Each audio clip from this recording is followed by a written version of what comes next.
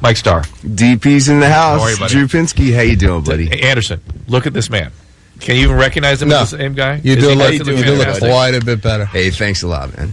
You sound better, too. Thank Sounds you better. much. He looks better. Last night we ran into each other at an event at Pasadena Recovery Center. How was that? Did a little panel. How was it? That was great. First time I ever did that. Fun? I really, I was nervous at first, Yep. but I believe that I came off okay. I'm sure you did. Now, again, we're going to talk shop here a couple minutes, Anderson. So cool. This is not too boring. This is the first time I've ever seen Mike awake. Not vomiting. Not vomiting. Not just with tired eyes and sunglasses on. Like, what the hell? You can't prove that. So Mike is an inspiration to me. I mean, let's kind of back up a few minutes. Sure. All right, Mike, Okay. original member of Alice in Chains. Okay. How did that start? How did the band start? Yeah. Well, I just wanted to be a musician all my life. When I was 12, I walked into a friend of mine's house. In the fourth grade, I sat next to a guy who was a drummer, and I went over to his house after school. And he had his drum set up, and his older brother was a bass player. Next door neighbor was a guitar player. They had Turbulence on the drum thing, and they had all the best looking girls at the school sitting around watching them. And you're 9 years old. No, I'm like, yeah, I'm in fourth grade, 9 right? years old, Right? maybe Okay, 8 years old. 9 yeah, years something old, like that. And I said, that's what I'm going to do for a living. Yeah. That's what I'm going to do. Interesting. And that's what I did. I was in a few other bands before Alice in Chains, and Then you and Layne hooked up somewhere? actually, me and my drummer Sean were in a band when we were 12. Huh. We got kicked out for being 12 because the rest of the guys were 16, and Nice. and they had me call him and tell him, yeah, Sean, we're kicked out. Great. But we saw each other again when we were 18 at the mall, and he moved into my house, and we just became best friends. And one day, Sean ran into Jerry at Alki Cantrell. Beach. Yeah, Jerry Cantrell at Alki Beach. And Jerry said, we're getting Mike Starr, because I'd kind of been a little locally famous from playing in bands and winning the Battle of In Bands. Seattle. Yeah, being on the Best of the Northwest album with a glam band kind of thing, which I'm a little embarrassed to say that. But We'll tell you where to find that. But then, so he said, hey, I know Mike Starr. This is his sister right here, because he was going out with my sister. I'll get him right now. They came and got me that day.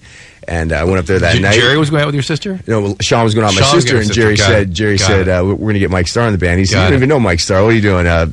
This is his sister. I'll get him right now. Came and got me. That night we went up, and from then on, we just clicked right away. Nice. And from then on, our first gig was 3 weeks later. And one thing I was saying before you got up here is that to try to recoup your relationship with music was a big part of your motivation to get well, yes? Yeah, well, that's my passion, Yeah. So, And you have a new band? I have a new band. I have a couple bands. I'm playing with Whitey, the guitar player for Iggy Pop. Me and him went in the studio, and we just laid down about 11 tracks in one day. And so that was really fun. He's a great guy. I got to say, hey, Whitey, how you doing, man? I love you. Whitey cursed. And so we got that little project going. And I got another project going. We don't really have a name for the band yet. Oops, somebody's got a phone ringing. Anything we can hear tonight? Has anybody got any records or anything? I wish there was. Dr. Drew. We just haven't got anything. Is there a website they can go to? Or Denny, what is it? We don't have a mix here. We might have some track mix. We just did a track in the studio. We just did a track with a couple of the guys. The guy from Slipknot. That's very cool. Yeah, the guy from They're friends of Slipknot. And we did a track. We did a Sonic Youth song. We did a Sonic Youth cover tune. Can we? Well, during the commercial break, we'll figure out a website. We can talk about all this stuff. Maybe we can get We'll figure something out. And then in this week's, I was telling them also in this week's Celebrity Rehab, Layne Staley's mom shows up, and we have that very emotional time with her. Is that this week? I think it's this week. It's not, maybe next week, but I think it's this week. That was so nice of you guys to fly her down. Oh, Nancy, she's such this amazing woman, yeah, right? Well, my best friend's mother. I mean, I love her. Oh, all right, let's take some calls. One other thing before we go to calls. Jerry was not saying the kindest things about Celebrity Rehab. Have you talked to him at all? I have not, no. He should be happy for you, regardless of what his feelings about the whole thing is. Right. Well, I hope. Let's be bigger than that, and let's just never say anything bad about anybody. I'm with you on that, Mike. Yeah. I love that idea. It is really, I must tell you, well, the kind of withdrawal you had to go through is sort of inhuman, and I was throwing everything I could at you in terms of the pharmacology, what we could do to help you. Right.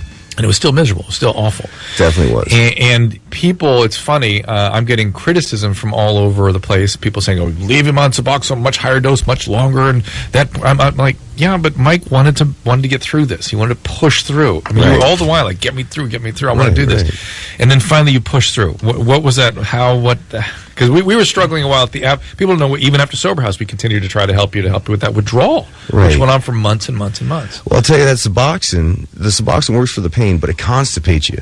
So it bloats you. Yep, you were complaining of bloating a lot. And, I'm vain, or I have a little bit of that vanity in me, so I didn't want to be so bloated on the cameras. So you'd say get rid of the Suboxone. Yeah, that's why I would go off on the camera so much, because I just didn't feel right in my own skin. Yeah. And so we got rid of the Suboxone, and I went through a little pain, but you were pretty miserable. I was pretty miserable. Yes, you were. I'm pretty miserable. The anxiety and the desperation is just awful. And plus the lack of energy that you have. Oh yeah, you complained of the kind of flu-like. Remember, we'd have activities planned out during the day, and I couldn't attend some of them. Yeah, or you'd start out. Mike would show up in groups. He'd be like, "Okay, I'm going to do it. I'm going to get into this," and then he'd be like, "I got to get out of here." Yeah, it's awful. Well, not many people make it to this point, so God bless you. No matter what happened, I just look at how I feel today, and God bless you, Dr. Drew. So today you're good. God bless you. That's what counts. God bless you. Mike, I didn't do anything. As my patients tell me, I just kind of turn you in the right direction, turn you towards what you got to do, and then you do it. I'm there sort of as a cheerleader as much as anything. Who are the people that call you up and tell you you should have left them on more Suboxone? Yeah, who are those people? Well, doctors from all over the country think that I've had people see them on TV. No, yeah. But you'd be amazed. There's epistemological problems in addiction medicine, and I take one very hard line, and we talked about it last night at the event, in fact, which is a lot of physicians think we should give more medicines to addicts, and it creates more trouble. It really does. It's much harder work to be with people, stay with them while they go through these horrible withdrawals and hang in with them. You got to spend a lot of time. You got to be available a lot, and you got to connect with them, and you got to help them connect with other people too. Because without that, they aren't going to make it. It's other people that kind of drags you through. It seems like, at least that's my little theory. Right, and plus the more drugs, then they're just hooked on those drugs. The longer it takes, the more you got problems, and of course that just the disease becomes very, very active. Then you never get through that. You never get over that hump into your flourishing existence without drugs. You never get there. Yeah, and so it's hard work. They don't get to that point where, they have that, it's like a crutch. They use those medicines or medications as a crutch. They wake up and they think, well, I have that to get me through the day. They need to put more time together, days together without that crutch, so that they can stand on their own 2 feet without a crutch. That's exactly like any other rehabilitation process. You actually build strength. Right. How's your mom? My mom's great. I just was flashing at her. She must be so happy with how you're doing. I just bought her a new furniture set, and she's so happy. I got my Peggy, right? I got my sister. Is that Peggy? Gail Starr. Mary Gail Starr. Gail's not listening tonight, is she? I gotta say hi to Mary Gail Starr, my mom. I love you, Mom. And really? She's my dad, John Starr. I gotta say hi to him. I love you. But Gail, I mean, she worries about you. Like any mom would. Yeah, she must be so. She's so proud now. Yeah, she told me to tell you hello. Oh, please say hi back. We've got 5 very filthy calls. All right. Let me get some. 5. I gotta say hi to my sister Melinda Starr too. That's the only one that's not filthy. All right. Which one do you want? They're all great. Just anyone with that one. How about this one? I'm looking at some Twitter action here on you, Mike, and you may or may not want to talk about this, but they wanted somebody's asking some follow up on. I guess you made some comment. It must have been during the last show on Sobriety Rehab that you were around Layne around the time he died, and I know you told that story at the family event. I don't know if that actually goes on TV or not. Do you want to elaborate on that at all? Or?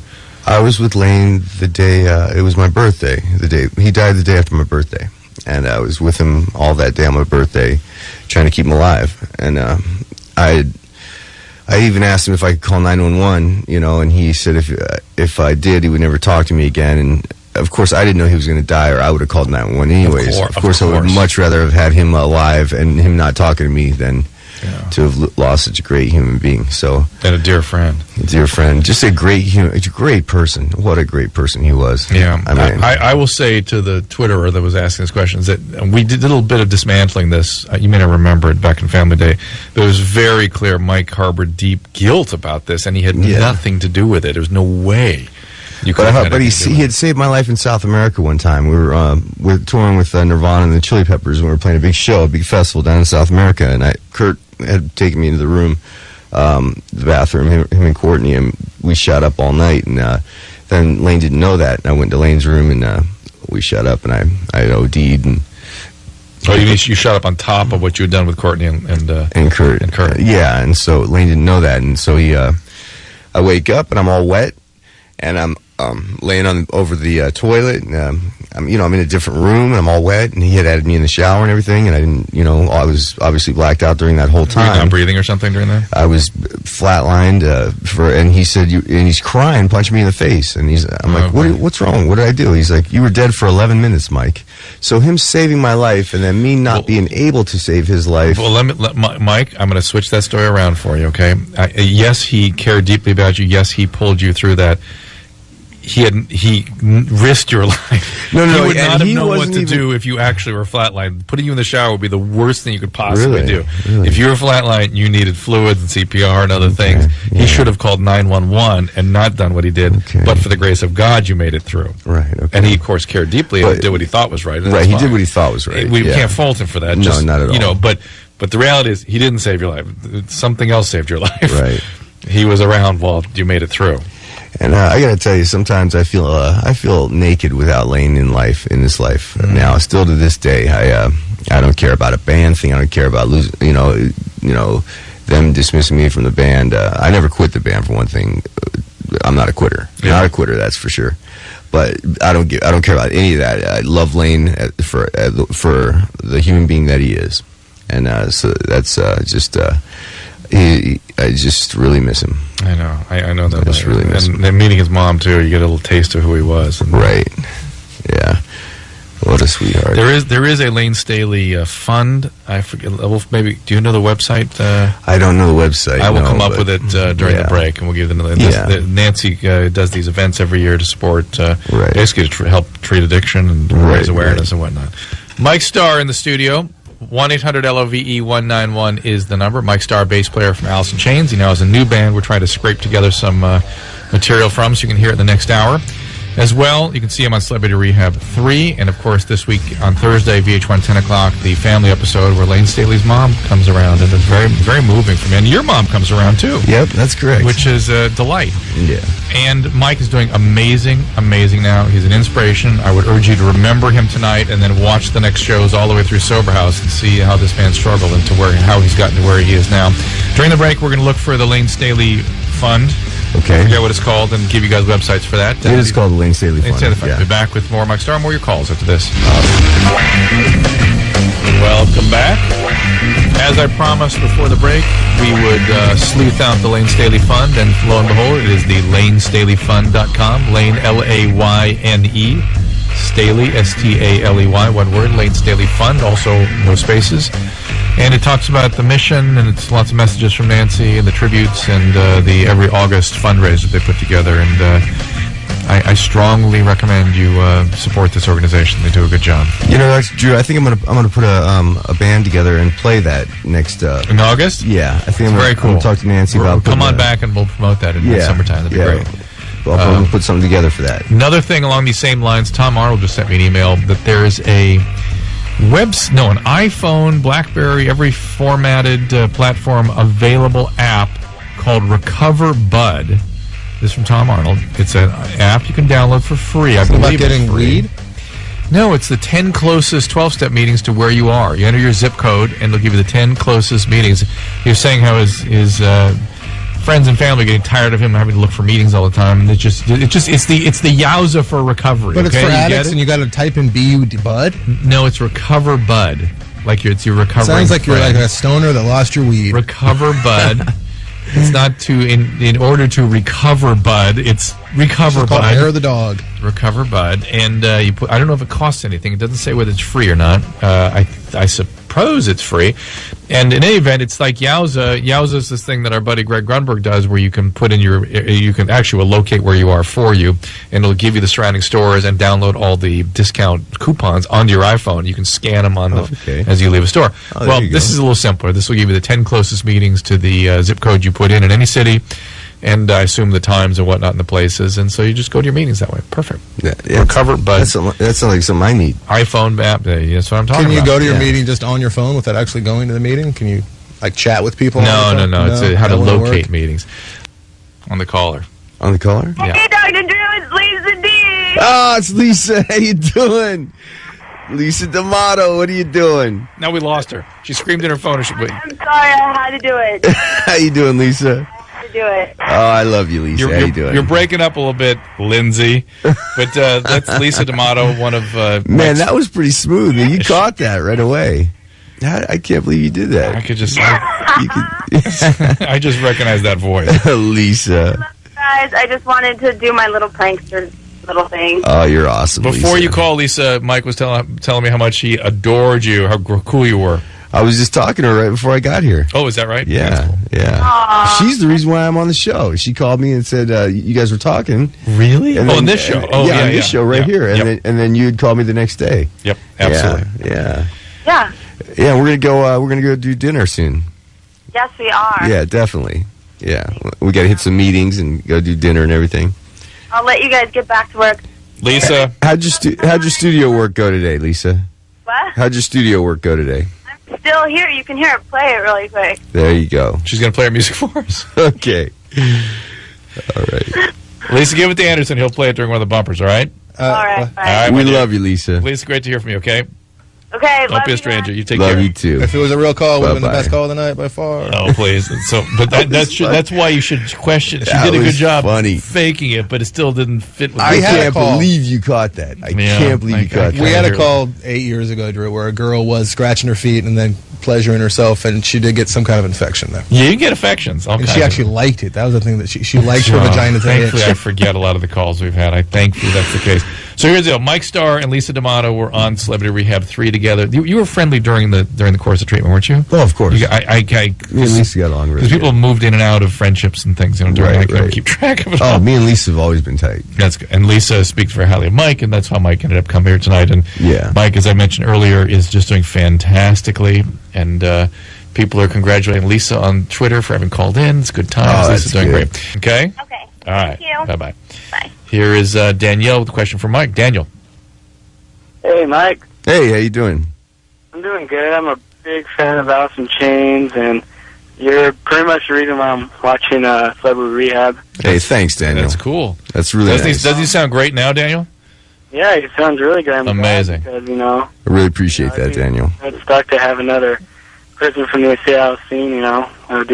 I'm glad they got better. Hey, thank you. My question is, how is your relationship with your father? Because I know when I watched the first episode, you shared drugs with your dad. Oh, thank you for asking that, Daniel. I really appreciate that because my father's my world. Everybody's dad is their hero, right? Yeah. And mine, I'm no exception to that. My father is my hero. He's always been my hero. And we're not perfect, and we did drugs together. But my dad is he doesn't do drugs anymore. Doesn't do those drugs anymore, the cocaine or anything like that. And I talked to him a couple weeks ago. That's when we first touched base. Right. The reason I got back in touch with Mike is his dad, John, called me. okay, He had, or your sister actually, I think, called me or something. Right, And John, right. They have concerns about, now that Mike's well, they want him to solve all the problems in his life all at once. Right. And I talked to him. John sounded great, and I sort of calmed him down a little bit, and then was That's delighted cool. to reconnect with Mike. and I talk to my father every day, and I love my father more than anybody in the world. And I really appreciate you bringing him up, Daniel. Thank you. And he's doing really good. Thanks for asking. I really appreciate that. You're welcome, and thank you for the music that you made, man. You and Alice in Chains and everyone were a big inspiration to me. Thank you so much, Daniel. Thank you. Daniel, that thanks. means a lot to me. Loveline, Mike Starr in here, bass player, original bass player of Alice in Chains. OG, baby. OG. And he is doing fantastic. You saw him suffer his way through Celebrity Rehab. You will see him continue to struggle with just unbelievable withdrawal symptoms on Sober House, and now here he is, good as new. We got DP in the house. And we Drew got Pinsky. Drew's here. DP. And we got to get Mike on camera so you guys can see the radiant health I'm beholding. I really appreciate that. Yeah, I Thank can't you. wait for people to see it. It'll be great. Yeah, maybe we could. Maybe they could put something together with a little segment. Listen, I'm going to recommend it in the strongest Okay, terms. That great. people, I would recommend a reunion thing for you guys, which I was talking to people today about. Right. Who knows the VH1, but at least a VH1 News or something where they just chronicle what's going on with you guys. And part of what's going on is a new band. And we got a couple new bands going. And one Whitey Kirst from Iggy Pop, the guitar player. We got me and him and a drummer. And is that what we're going to hear from coming up here, or is that the other? No, that's not what we're going to hear from. I'm jamming with Jimmy DeAnda, the old drummer for the Bullet Boys. He's a great guy. He's my sponsor. Oh, wow. He's got 8 years clean. Congratulations. So I'm surrounding myself with just sober people. But Jimmy DeAnda, I just want to say hello to him. Jimmy, I love you, buddy. And and I've got another buddy thing. Mikey Supa, is he around anymore? Mikey Supa, get over here. He's from New York. Yeah, he's still around. Good. Yeah, he's a good guy. You got a lot of good people around. He's a guitar player, yeah. And here, in fact, there's a question for you from Angela about the new band. Here's Angela. She's 20. What's up? Hey, Angela. Good evening. Dr. Drew, Mike Starr, obviously two influential icons, Dr. Drew in the psychology field and Mike Starr in the music industry. Huge Alice in Chains fan, and with the reunion of Soundgarden, which is really very exciting for all of us grunge fans, that leads us to wonder if you will ever reconsider or possibly want to reunite with Jerry Cantrell, Sean, and this Alice in Chains. Is that something in the future that may happen? I know that you're doing something amazing right now in terms of your musical career, but is that something that's possible? Jerry Cantrell and Sean Kinney are my brothers. They will be forever. And I spent 10 years with them, and they will always be my brothers. They will always be in my heart, and I would do anything for them. And so if they ever asked me to play with them, I would definitely play with them. That's very, very cool and exciting to hear. So other than that, everything's good in terms of your band that you're in right now. Are you planning on going on the road touring soon, or? I've got a couple projects in the works right now, but yes, that's what I would like to do. That's my passion, and that's what I would like to strive for. Thanks, Angela. We're going to keep moving on here. Get some more Loveline calls. Take care, Angela. Okay, one last call, then we got to hear the song. So what's up there, Pete? Hey, how's it going there, Mike? Hey, how you doing, man? Hey, you know who this is, right? Pete, from where? Pete, your sister's friend. Pete, how you doing, Peter? Rehab, and you crashed at my house, man. What's up, Peter? How you doing, buddy? And Pete, thank you for taking it. Good. I'm so proud of you, man. Hey, thanks a lot, Peter. It's good to hear you. And thank you for taking him in, Pete. That was really nice of you, man. Let me tell you. I know. Let me tell you, we had choppers around the apartment and everything in West Hollywood there. I remember that, man. Why? Why'd you have choppers? Oh, police were looking for me. What? Oh, yeah, all kinds of stuff. I almost got evicted out of my apartment. Oh, yeah. Well, here's the reason, the living proof why you put yourself out. This is the man. I really appreciate everything, Peter. I love you and I miss you, man. I haven't talked to you since all that stuff went down, but I'm so proud of you, dude. Your sister is so proud of you, too. How you been doing? You been doing all right? Yeah, I've been doing good. I've been doing good. Good deal. All right, Pete, hold on. We're going to hear some music from his new band. Pete, okay? listen to this new song, Pete. You all right? All right, cool, buddy. What happened that night? Something I didn't know about? Oh, just cops were choppers around the house. This was during Sober House? On the break between between Celebrity Rehab and Sober House. I didn't even know about this. Well done. It was crazy. Did the choppers get you? You did? No, the choppers. I don't know. I take the fifth. Yes, I'll take the fifth on that. Yeah. Yes, so what happened, Mike? Tell us on the radio in front of everybody what happened. Yeah, right. Why'd you call the police out? Yeah. Okay, so Mike Starr, Alice in Chains bass player. Is this the music? Yeah. Let's hear the new song right now. Take us out to it. Let's go. We threw his microphone away. There we go. Yeah. There's supposed to be a lot more vocals in the middle of it, and that's why it sounded a little plain. But we just that was our first day of recording. We got that much done in one day, so we're not done with the song yet. So that's why it sounded a little plain in the middle. There's going to be a lot more words in the middle. Well, Mike Starr is doing great, obviously. He is thriving in his career. He is looking healthy. He is sober. Look at lovelineshow.com. The video will be up tomorrow. I suggest you take a look at how great he looks. He speaks for itself. The picture, as they say, speaks for itself. Mike, we're going to wrap it up and down here a little bit with Anderson. He's going to tell us what we just did, right? You're staring at something intently. I know, because I'm behind as usual. I'm trying to get that thing that I play at the end queued up because I was just in there shooting video. It's like, my God, I have a lot of hats on right now, Drew. A lot of hats. Anyways, here we go. Well, I really had a good time tonight. Mike, one of the nicest people ever, Drew. Ever. I know. He said that. I told Mike. He said that to Lisa D'Amato and Mike Starr. It's true. Well done. We'll get them both back. Let's get them back here together in a couple weeks. Thank God you helped them, because nice people are being ruined by drugs. Right? I gotta say. Well, let me just say. By the way, that's what has me motivates me to do my job. This I gotta is how say, Mike Starr is. Dr. Drew will not take this compliment. I know that, but I'm going to say it anyways. Dr. Drew helped save my life. I helped save my life too, but Dr. Drew helped. See, Drew, you helped some. I told you you helped at least one and it was person. a big It's inspiration a- in me Mike, wanting to be pleasure, sober. and you're an inspiration. It's a pleasure. You hung in through some amazing stuff. But when people always ask me, addicts relapse too much, why do you do this? I give you Exhibit A, Mike Starr. That's why I do this. So there you go. All right, So what do we got? too sad before we get. All right, what's up? Mike, thank you. And also remind people about Tom Arnold's new Recover Bud app where you can find out meetings near your locale. Recover your bud. Recover Bud. Check that out. iPhone, other modalities as well. Godspeed NASCAR tomorrow. Godspeed tomorrow. Mike Starr. See you soon, buddy. Dr. Drew, thank you for having me. Bye.